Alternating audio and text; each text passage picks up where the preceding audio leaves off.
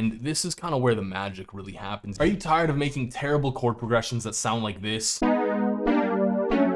Well, you don't need to worry anymore, because I am here, the man, the myth, the legend, the chord genius himself, to show you everything you need to know to make great chord progressions. And trust me, you don't need any music theory. It's super easy. Let's get right into it. So the first thing you need to know when it comes to making good chord progressions is that your scale matters. And in FL Studio, you can turn on scale highlighting. So this just highlights all of the notes that are in the scale for you. All you need to do to turn it on is go into this little arrow drop down, go down to view, and then press on note grid highlights. And this will highlight the notes that are in your scale. And then to pick your scale, you can just right click on this music note. You can pick your root note of the scale and then what type of scale you want. So I'm just gonna go with D sharp minor. The next thing you need to know is that we're gonna number every note in the scale from 1 to 7. So the root note's gonna be 1, then you have 2, 3, 4, 5, 6, and 7. And this is scale degrees. So from here, you can look up popular chord progressions and they will tell you in Roman numerals what the scale degrees are. So for example, one really popular chord progression that I personally love is the 1, 3, 6, 7.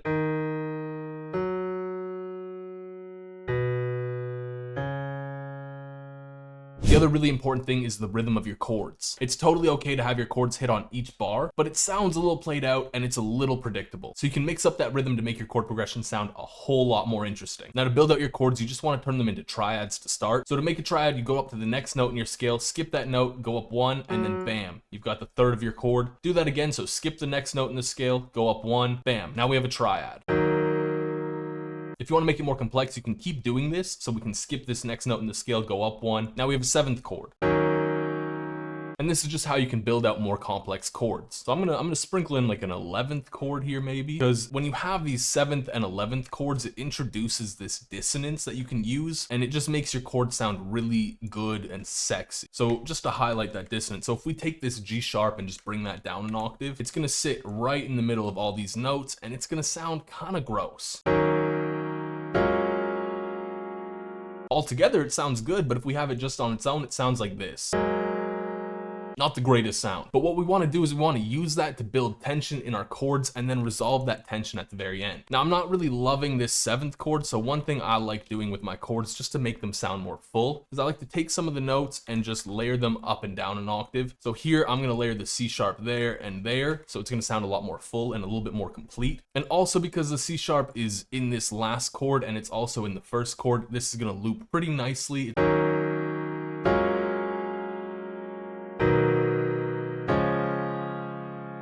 So even still, the chords don't sound super cohesive together, and that's because we've got this big jump from this first chord to the next chord, and then this massive jump from here all the way down to here. So to deal with this, we can just invert some of the notes up or down an octave, just move them around to what sounds good. And I'm going to keep that tension going, and because I want this to sound a little bit more dark or sad, I'm going to have this descending in the top.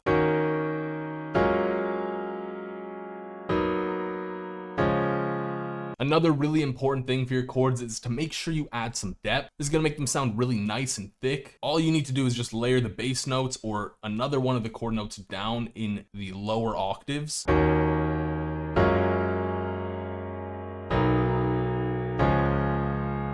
based on the note that you layer in the lower octave, it's going to set the overall vibe of the chord a little bit more. Now, if you really want to get snazzy with your chords, play around with the octaves a whole lot more.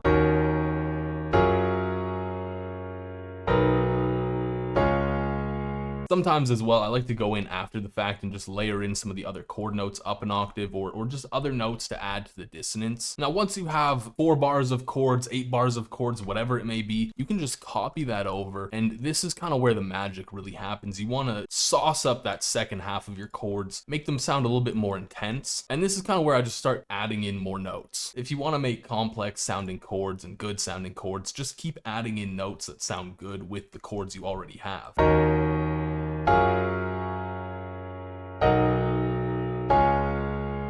Now this last chord sounds really safe, so something interesting you can do as well is you can switch between minor modes or you can borrow chords from other scales. It sounds a little bit complicated, but essentially all I'm going to be doing is I'm going to be raising the 7th by 1 note, and this is going to be switching to either the harmonic or melodic minor. And because of this, this is going to be a diminished chord now instead, so it's going to sound a lot more tense, and it's just going to resolve really nicely back into the beginning.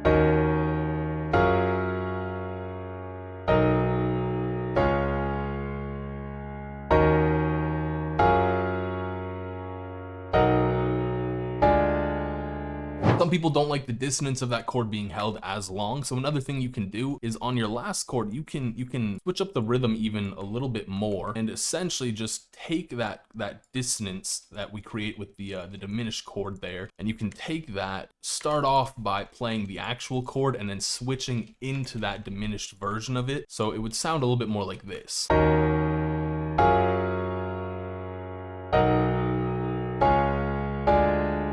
And you see it just builds a lot of tension when you do it like that. A little bit less technical, but also super important is humanizing your chords. FL Studio 21 has this great tool right here called the Humanize tool. You just click a button, set the parameters, accept, and it humanizes your chords for you. But if you don't have FL Studio 21, all you need to do is press Alt-S. You can strum your chords, you can adjust the time, the velocity, all of that good stuff. And then something I like to do as well is randomize my velocities just by pressing Alt-R. And again, you can just tweak the velocity knob and this will increase or decrease the velocities at random intervals.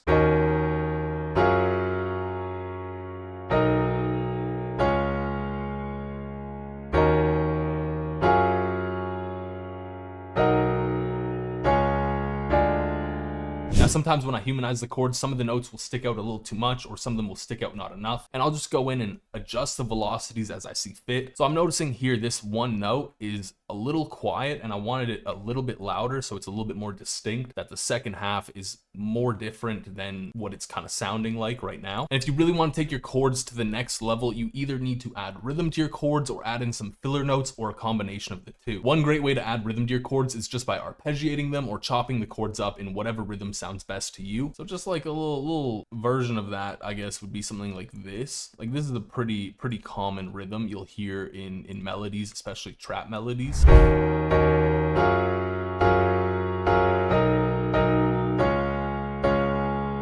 The other way of adding rhythm to your chords is by breaking them up. And pretty much all that means is just having the chord notes not playing all at the same time. So for example, let's say we want to have some kind of descending something going on with these chords. And then we would just kind of keep a similar rhythm going forward.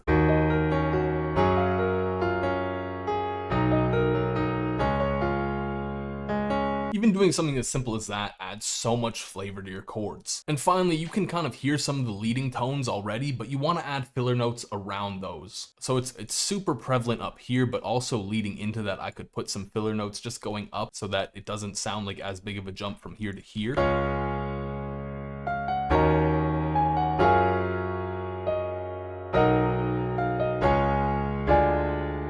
That already just sounds so much more interesting. It's also super important to remember that a lot of this comes down to practice and repetition. You're not going to get better at making chords just by watching videos. You also need to hop into your DAW and start making some more chords. Experiment around with it and just see what works for you. And speaking of watching more videos, I got 2 great videos all about music theory or making chords without music theory right over here and here for you. So make sure you check those out.